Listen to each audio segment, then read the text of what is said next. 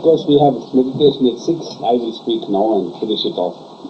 So the teenagers, we must look upon life like a river. I've said this so often, see, I'm getting bored about this idea. And if life is a river, the river in the beginning is not young, in the middle it is not middle-aged, at the end it is not old. It is one river.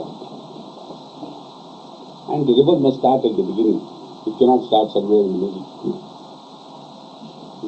Therefore, Babuji or Lalaji said, spiritual practice must begin with conception. Really speaking. When the child is conceived in the mother's body, that is the right moment to begin the transmission. So you see, teenagers are already too late, I should say. About 15, 16, 17, 18, 19, and plus 1, 20. If you look at it that way, when was the right time? It was at the moment of conception.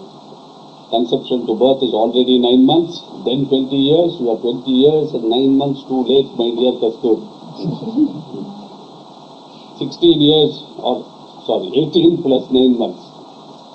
16 plus 9 months. So this is a funny notion, you see, that teenagers are something special, that they can do foolish things and not be criticized for it, that they can do stupid things and not be disciplined, that they can run around like wild horses and not be controlled. These are funny notions peculiar in the West. Most of the great saints were saints already in their teens.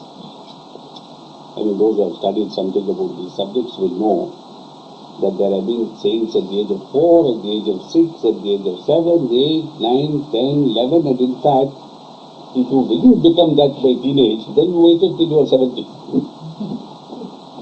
Because in between, this foolishness of life took over.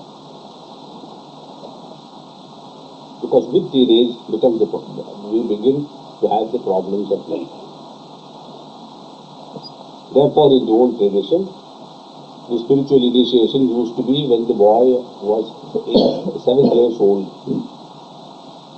Spiritual tradition says, start then, because before the foolishness of life grips you, put him on the right path. Now what are we doing? We are waiting till the foolishness has begun, it has ripened, it has matured, it has destroyed itself.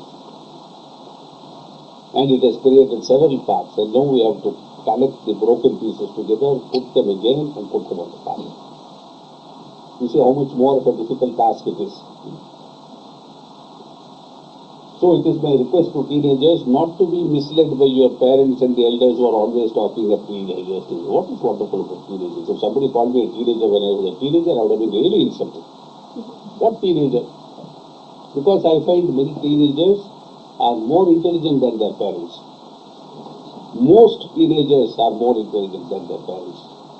I hesitate to say all teenagers because there are some who are foolish. I hope none of them are here. I mean the foolish teenagers. It is a well-known truth that after the age of 5 or 6 we learn very little. Everything that we need to know in life is learned by the age of 5 years. Boy or girl, it doesn't matter. After that we are only learning facts, not knowledge.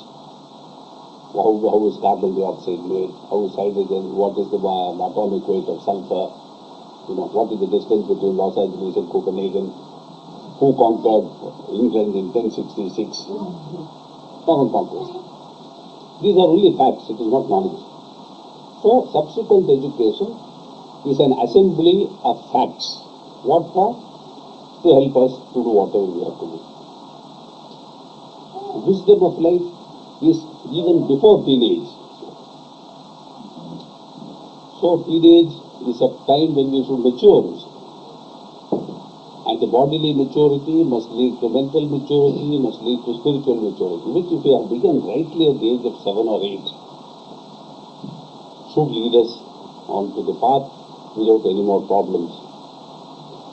So this is a very clear thing. Teenagers are not to be excused in future for any stupidities. They have to be corrected. They have to be told, my dear, Your age is teenage. You are not a teenager.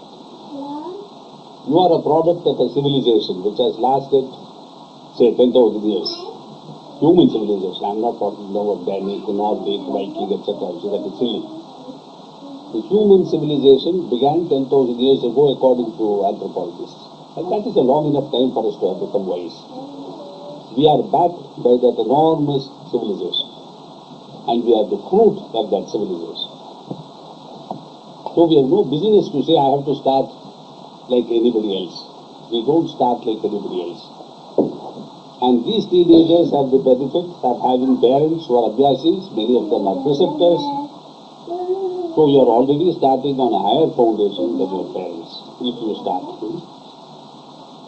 If you don't start, that is your fault. That is your foolishness. That is your stupidity. That is your wasting an opportunity which may not occur again. So much for the teenagers. As far as Danish group is concerned, my master was not a fool. You all know that, but I would like to say it. Because notwithstanding the fact that the Danish group lapsed into some sort of a coma for the last 20 years, we still have this ashram in Denmark.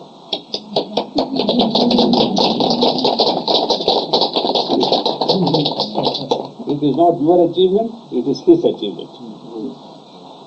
It is Babuji's achievement. That with such a stupid, silly group, which he nevertheless loved very much, this ashram is today a reality in Denmark, means that he sowed the seed rightly. You see, often the soil stinks. Thomas will know. When we put a seed into the soil can stink. It is wet. It is lot of, this worms and things like that. But yet, the plant comes up nicely. Sometimes we need also this rubbish soil for a special tree. And because something special was to grow here, perhaps the soil was also compounded by him like that. So let us not feel guilty about it. We have no right to feel guilty or to be happy. We are what we are. He uses us in the only way he can use us, which is to make his divine plan come true. We have at least produced, the Danish abhyasis have at least produced a second generation which will come up better than they did, which is very good. It is to the, most often we find the elder generation good, the second generation worse, third generation not at all. So the elder generation of abhyasis, most of you are above 40 now. You all started in 1771, you cannot be less than 40, most of you. We are now middle-aged. I am old-aged. You are all middle-aged. But remember, the river has no age. So we cannot claim we are weak. Oh, Charlie, 40 years. I'm getting a little rusty in the joints. We have no right to say it. If I cannot say it at 65, you cannot say it at 40. Babuji did not say it at 83. So we have a long way to go before we can claim to be tired, to be sick, to be fed up. We have a very long way to go. So the young have no excuse, the teenagers have no excuse, the middle-aged have no excuse, and the old-aged have no excuse too. What have we to do for the future? This is not a Danish ashram. It is an ashram of the mission. It is an ashram for all of humanity. What you must do is to now make it so wonderful that human beings everywhere must be coming here. As Babuji said, when the lamp is lit, the insects will fly towards it. The lamp has been lit. Please maintain it lit. Don't allow the light to go out. Be careful. Put oil when necessary, trim the wick when necessary, put a glass around it when there is a storm. Protect the lamp, protect the light, so that like in the old tradition, when a boy was late coming from school, and it was dark in winter at 4 o'clock, they put a lamp in the window so that the sun could see it and say, yes, there is my house. So this is your job, to make this lamp eternally burn so that all of humanity will flock here. So we don't have to invite people, they have to come. What is an invitation? A spoken invitation is from the head. The spiritual invitation is from the heart. The divine invitation is by the presence of something which brings people here. That presence we have to retain here. As somebody said, whether he is here or not, it is as if he is here. Why as if? He cannot be absent from anywhere. You see, we are somewhere with our bodies and we are somewhere else. For instance, there may be somebody here whose mind is in Copenhagen already. Oh, this Charlie, he's not finishing his talk quickly, I have to go, etc. They are not here. But the master of masters, you see, his body may be anywhere, but he is everywhere. That is why Babuji said, if one has the eyes to see, he will see the personality spread out throughout the universe, not just here or there. So throughout the universe, go anywhere, he must be there. So his presence is nothing guaranteed or anything promised. It is inevitable, it is natural, it is absolute. And it must be permanent. Everything natural is not permanent. There is a flower today, it is not there tomorrow. There are the flowers today, tomorrow they are gone. But this must be here as a permanent presence. That presence will attract people from everywhere. Make them share in this joy that is being created here, the spiritual joy. Share in that presence. Become something like that presence progressively. This is our job. How to do it? She asked. There is a nice old story about an emperor who was very fond of art. Perhaps I have said this before. And he wanted to have an arts competition. And he invited artists from all over the world and told his mantri, his chief minister, give each one a large hall and ask them to adorn the walls. And at the end, we will judge and give prizes. So artists from all over the world came. Each one had a hall. They were all painting, furiously, big brushes, small brushes, oils, watercolors, crayons, everything. The Chinese group came. They partitioned the wall. Because somebody was painting here. They said, we only want some grinding materials. Everybody was surprised. What will they do with it?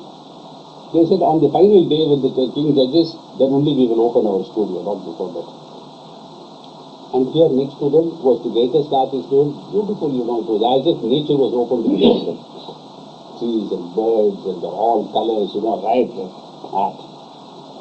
On the final day, the king came. And he was going from hall to hall. Each one was better than the previous one. The final one, it was so fantastically beautiful, the king almost swooned. And he was about to award the prize when the minister said, Majesty, there's one more we have to judge, the Chinese. He said, yes, let me judge. The Chinese opened the curtain. And on this side, he saw the most beautiful painting that he had ever seen, and he really swooned. When he woke up out of the swoon, he said, award the prize to them. How did you manage this? They said, Majesty, we did nothing. We polished the wall so beautifully that it is reflecting this painting.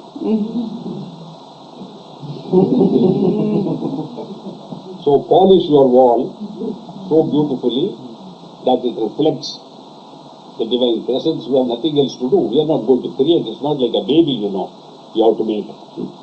Sorry, how do you make a baby? Nobody has asked me yet. Even teenagers. They know all about it.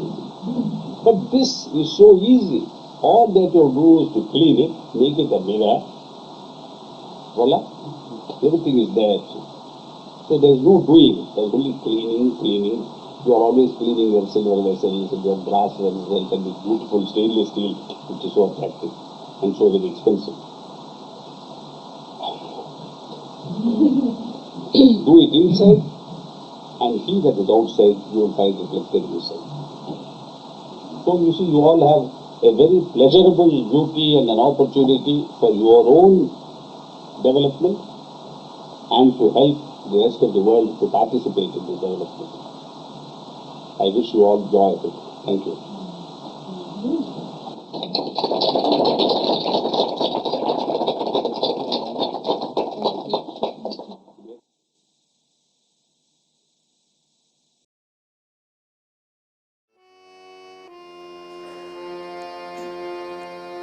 गुरु बिन कौन बतावे बा